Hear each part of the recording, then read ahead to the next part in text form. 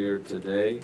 I want to recognize a few folks that are attending here. Representing the federal government is Nicole Yates, District Director for Congressman Young's office. Thank you. And representing our Metro Council is President David James and Keisha Dorsey. So thank you all for being here as well.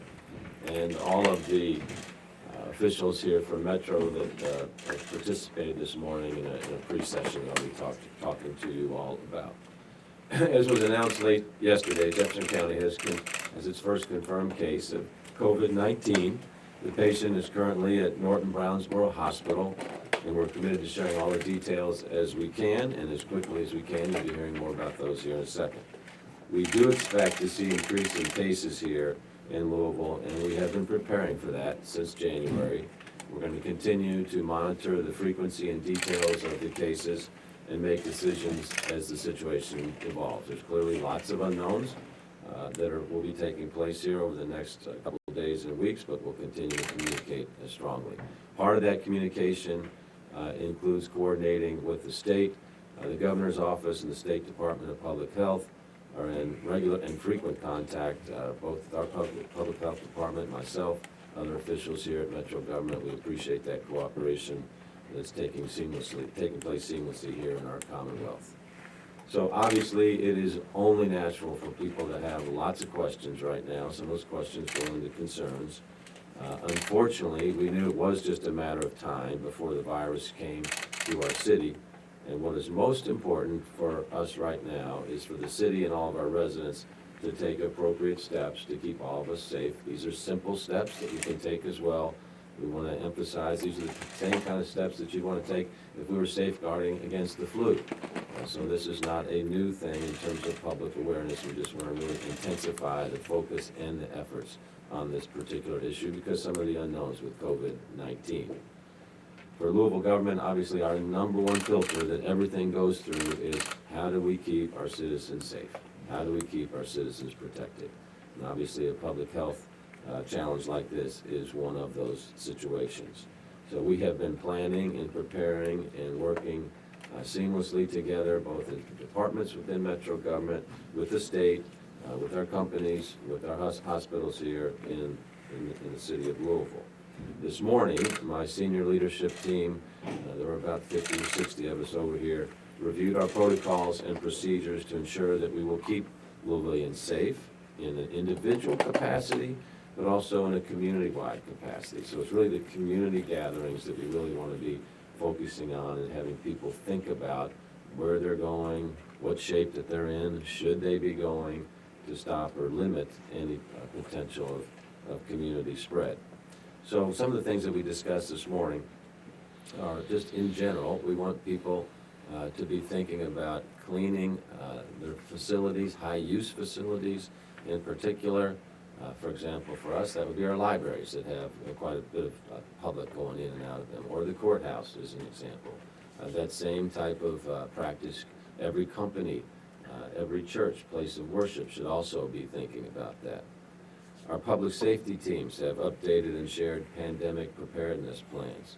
An example of that, EMS and the ambulances will be doing a pre-screen for callers to help determine the level of equipment needed to respond. And then if someone gets in an ambulance that has a suspected condition of COVID-19, there will be an ambulance cleaning that takes place, and certainly a post-shift ambulance cleaning that takes place for all of our disinfectant opportunities. We're also working on alternate plans to evaluate programs where high-risk populations gather. And we want to make sure that everybody also thinks about, not all gatherings are the same, right? You can have tens of thousands of people in close proximity inside, or you can have hundreds of people not in close proximity outside. So we want to make sure we exercise common sense and ask people to do so as we evaluate different gatherings. All of our agencies have updated their standard operating procedures and cross-trained to ensure knowledge and best practices going on within Metro government. We're going to keep briefing the media every day as needed to provide updates and guidance.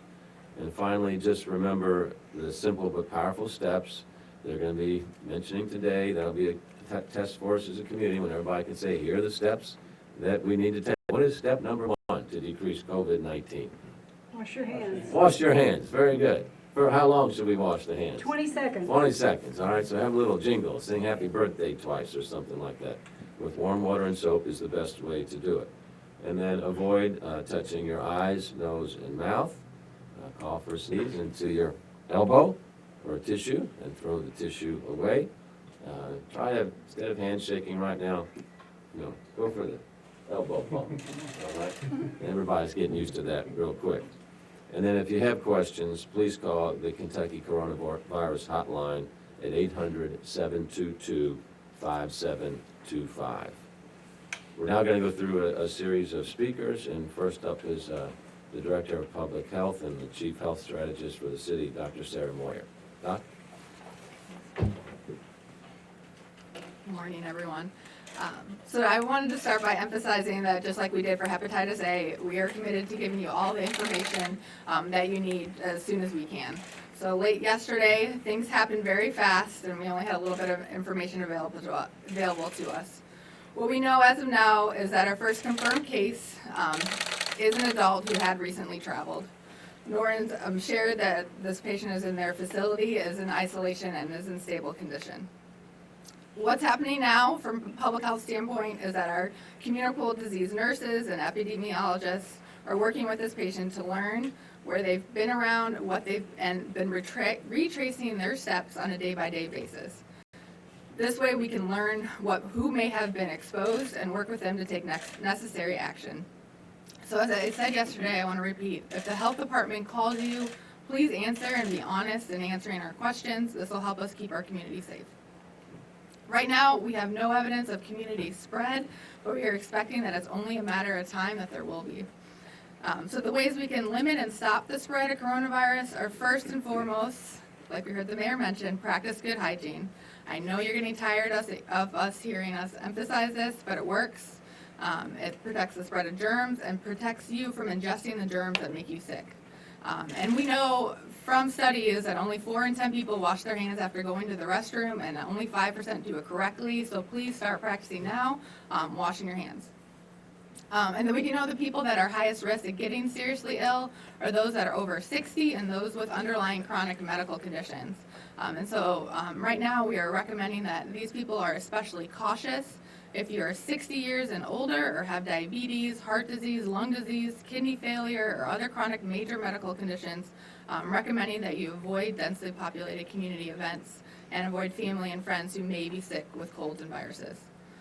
We're also advising nursing homes and other long-term care facilities restrict visitors to their facilities and that they consult the state and CDC's website for guidance on this. And we're recommending that businesses start actively planning for telework options appropriate for their situation, and support all workers and students to stay home if they are ill. And then lastly, as we know that our healthcare facilities, I want to make sure they do not get overrun. Only go to the emergency department for an illness that would have taken you to the hospital before this outbreak. We still want you to go if it's an emergency, but if you have nose, cough, fever, or other common respiratory infection symptoms, take Tylenol or Motrin-like products and stay home from work or school until you are fever-free. If you think you need medical care, please contact your healthcare provider and for their instructions of what to do. And then if you have questions, please look at our website, the state's website, CDC's website, and if you're not able to find your answer there, the Kentucky hotline at 1-800-722-5725 is the place to go to get that answered. So just to repeat, the best way to prevent this disease right now is avoiding contact with sick people and staying home if you are sick. Avoiding touching your eyes, nose, and mouth, which is actually really hard to do, so start practicing now. Coughing and sneezing into an elbow or tissue, and wash your hands. So starting tomorrow, we'll be holding a daily conference call to brief the news media. Please email Dave Langdon, our PIO, at dave.langdon@louisvilleky.gov, and he'll send you the details. So thank you, and turn it back over to Mayor. Eric Friedlander is no stranger to you all, either from a local government capacity or state government capacity. He's the Director of Health and Human Services at the state. So, Eric, if you'd share some words with us. Certainly. Thank you. First, for those in Louisville, I just want to say you have a great team. The mayor has assembled a fantastic team here in Metro Louisville. The Department of Public Health and Wellness has a fantastic team, as demonstrated by your response to hepatitis A. So while it was an honor to work for the mayor, it's a relief to be at the state and work with the city of Louisville. We have tremendous folks in place, and our communication, this is why I am here, is to assure everybody in Louisville and in Kentucky that we are communicating the best information we can as quickly as we can. We were on the phone with the mayor and with Norton Hospital within an hour of the first confirmed test, positive test for Louisville. We were talking on Facebook Live within an hour and a half. This is the type of communication we are going to try to give at all times. There's a website, kycovid19.ky.gov. That website is updated all the time. It is updated after all of our press conferences. It has the most recent information about what's going on in the state that's there. Healthcare providers, schools, individuals can go and get information from that website. It is Kentucky specific, and it is also from the CDC. It is the site that we are trying to get everybody to use because that's where the information is. And the reason I say that is over the past several days, of course, you've heard all sorts of rumors on the internet that almost all were false. So please, don't get your news from there. Go to the website and get your news from that site. We will give you the most recent and accurate information through that website. And that's why that is so very, very critical. One last thing I want to say.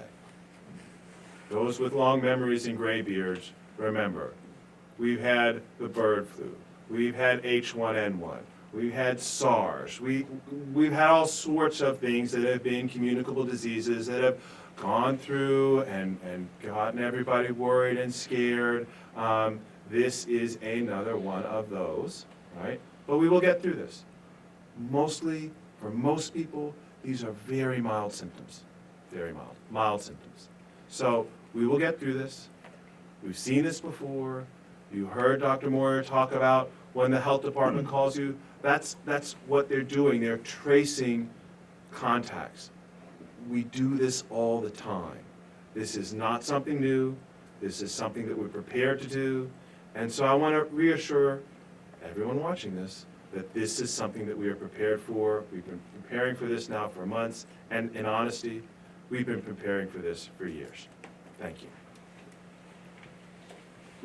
Thank you, Eric.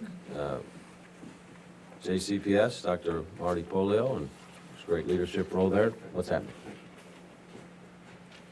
Thank you, Mayor. And we are glad to be working alongside of all of the city agencies, state agencies, and partners. And we've been for the past several weeks in close communication with Metro Health and really working for the best interests of our students and staff. So we want to thank the Health Department for all they've done to assist us in our planning in JCPS. We've been in continued conversations with them to follow their guidance to make sure we are taking all necessary precautions. The spread of coronavirus is something we've been monitoring closely, and clear guidance has been given to our principals and school building leaders about actionable steps that can be taken right now to reduce the spread of any virus, including the flu. So principals and administrators are ensuring that custodial staff are doubling down on their efforts, as was advised by the mayor and what the city is doing as well, to make sure our buildings are clean and disinfected. The additional precautionary measures, we've sent information to all schools, parents and guardians regarding coronavirus symptoms, along with proper hand washing and cough etiquette. And we are having our students watch videos about that this week. Our pandemic viral event plan, which is very thorough, was implemented earlier. We shared a summary of that plan with our families this weekend. And right now we are on a level 5 in JCPS as a part of our plan, and that makes that we are keeping a close eye clearly on absences in all of our schools. Local field trips are currently happening for our students. We're evaluating out-of-county field trips on a daily basis. And we have already told our principals to consult with their assistant superintendents and cabinet members if there is any of county travel planned at this time. We will continue to work with the health department on the guidance around this matter. And so we will continue to have school at this time. Kentucky public health officials are not recommending school closures at this time, but we do monitor that daily. If that changes, and we are advised to close school by health professionals, we have educational materials that will be available to students in their digital backpacks. Paper copies will be distributed to students so that we can provide that ongoing assistance to students and families if that were to happen. These will be supplemental items that are project-based, hands-on for students in the event that school does have to close. But once again, at this time, we will continue to have school. This is a developing situation that we monitor throughout the day, and we know parents will continue to have questions. So we'll give updates on our website. I would encourage all parents and families, once again, to go to the state website, but we will also keep our website updated by getting information from the state's website that will address any questions or concerns. And as always, our focus is on safety, and we will continue to ensure that focus remains that way. Thank you. Thank you, Dr. Polio. Next up is Dr. Jason Smith from the University of Louisville. Thank you, sir. So I want to thank everybody and for the opportunity to be here. One of the things I wanted to reiterate from the University of Louisville standpoint and University of Louisville Health is that the Center for Excellence in Research in Infectious Disease, as well as our Center for Preventative Medicine at the University of Louisville, have been working with the CDC since the beginning of January into helping to develop tests, trying to identify and isolate the virus for possible vaccines and treatment further on down the road. We've been working with them hand in hand, and we hope that that research and that ability that we have will offer not just University of Louisville Health, but all the healthcare organizations within our community the opportunity to benefit from what we have and what we've been able to provide as far as information is concerned. I would also like to reiterate what everyone has said up here previously. The vast majority of people who contract this disease will not need hospitalization. The vast majority of people who contract this disease will not need to be seen in an emergency department. So if you feel like you have symptoms, please call your primary care provider. They can work with the public health department for identifying the people that need to be tested. If you need or feel that you need to be treated in a hospital, please come to the emergency department. And I dare say that every healthcare system within the city itself has the protocols in place for the management of infectious disease just like this. The things that we need to do as a healthcare system as well as a community as far as preventing the transmission of this disease, not just to patients, but also our staff and other visitors in the hospital, are well established. And you've heard them here: washing your hands, making sure you're not touching your face, making sure you keep the facilities clean. And those are things that we do every single day. We're lucky here in Louisville. We have some of the best healthcare providers, bar none, across the entire city. And the systems that we have in place at each one of those give us the confidence that we will be able to meet this challenge and provide excellent health care to all the people within the city of Louisville. So again, thank you very much for the opportunity to speak today. Thank you, Doc. And last is Russ Cox, the CEO of Norton Healthcare. They're a tremendous provider of healthcare for our community. Russ? Thank you, Mayor. While there's an intense activity taking place in Norton Brownsboro Hospital, it's being done so with the calm confidence that comes from being prepared. We've worked with the mayor's office, we've worked with the governor's office for months in preparation for this, so now it becomes a matter of executing on that preparation.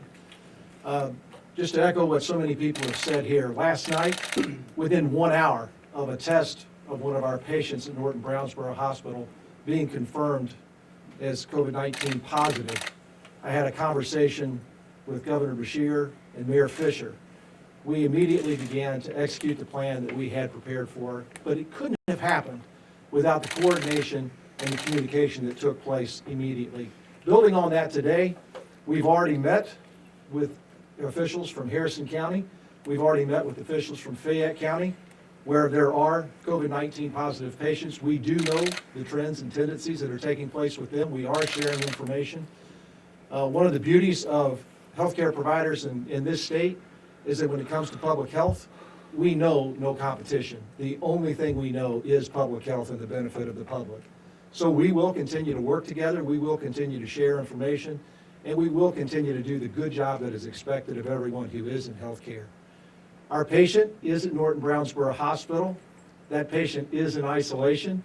We are right now in the midst of identifying any employer, any caregivers, employees who had interactions with the patient. We're also looking at anyone in the public who may have had interactions with this individual. We continue to work with the mayor's office to identify those people. We continue to look at our records to make sure that we reach out to as many people as is necessary to make sure that they know that they could have been involved in this and that we get them in and evaluate them at that time. So we're very pleased that we were prepared. We recognize that this is very fluid. We'll have to continue to be prepared, and we'll have to continue to execute on that plan. But we know that all the agencies are working together, and that's what will get us through this. So thank you very much. All right, let's see, well, just a couple of things before we take any questions. One is, I really want to ask, and I'd like for the media to assist with this, is if all of our businesses and places where people gather, nonprofits, places of worship, could go to louisvilleky.gov and download this bulletin.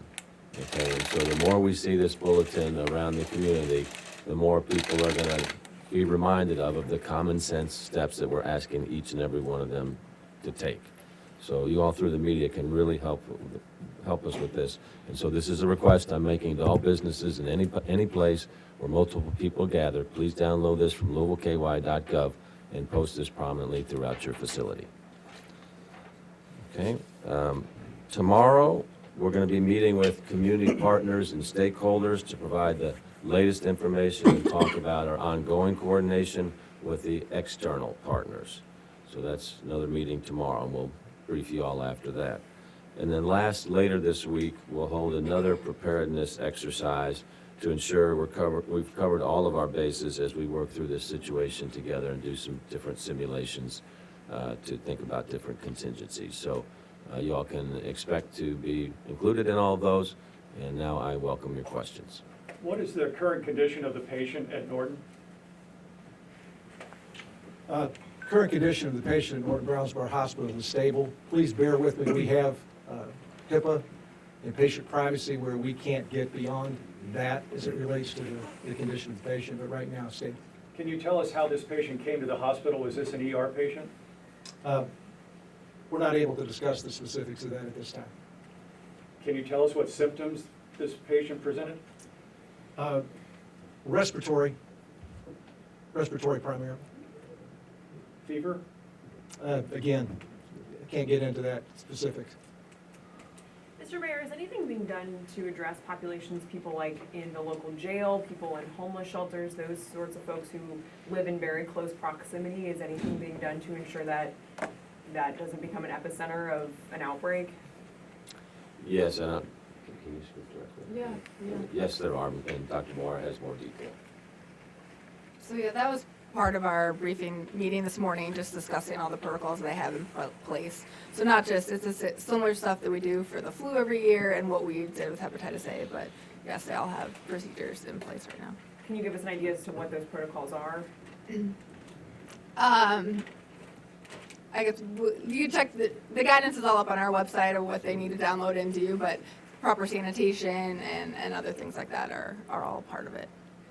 Ms. Moyer, can you tell me at what point do you decide to close schools? Like, what's the tipping point?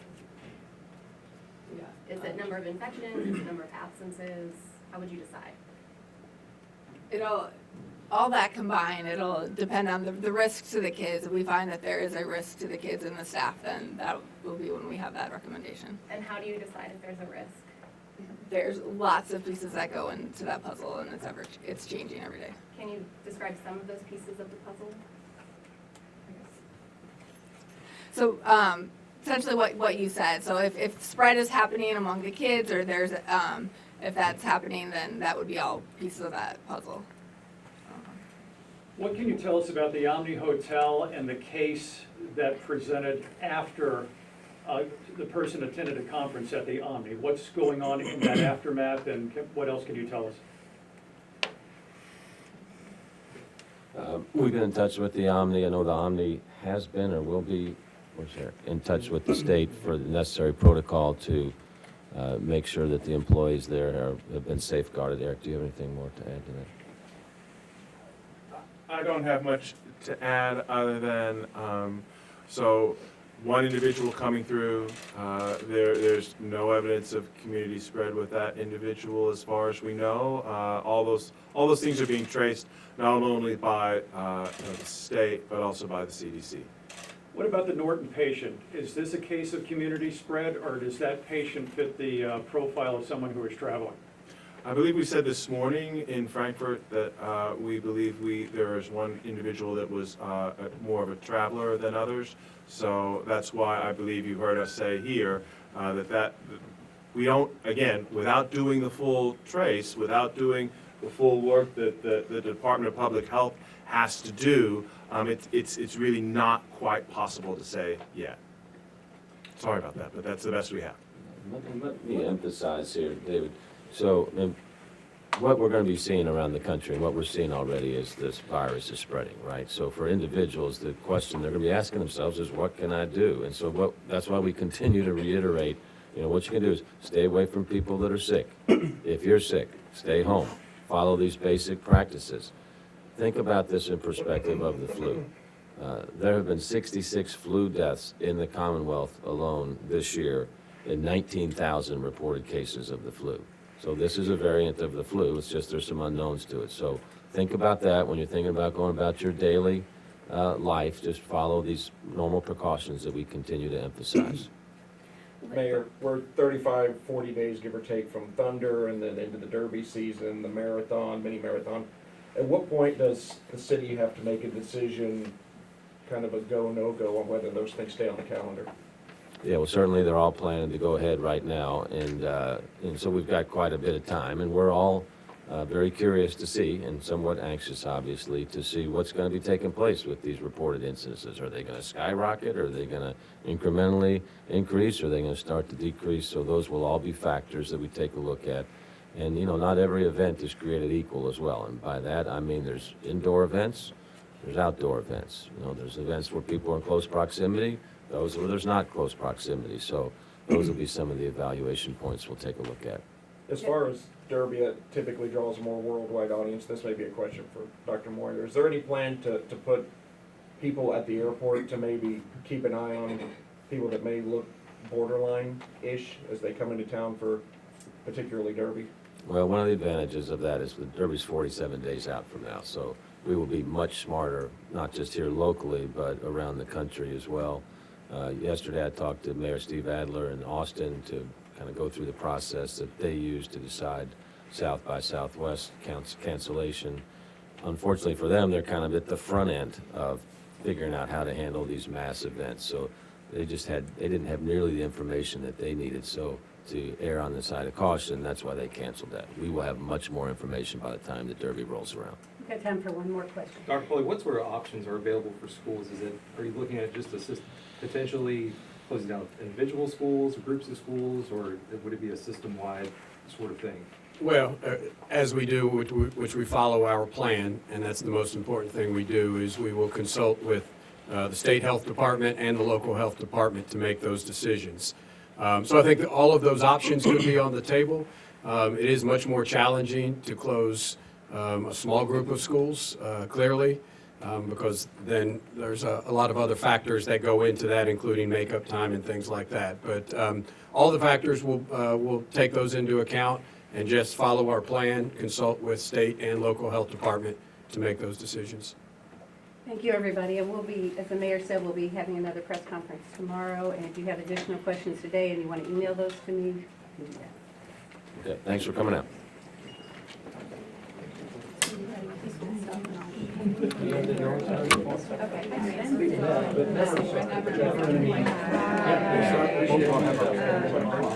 I have more specific questions.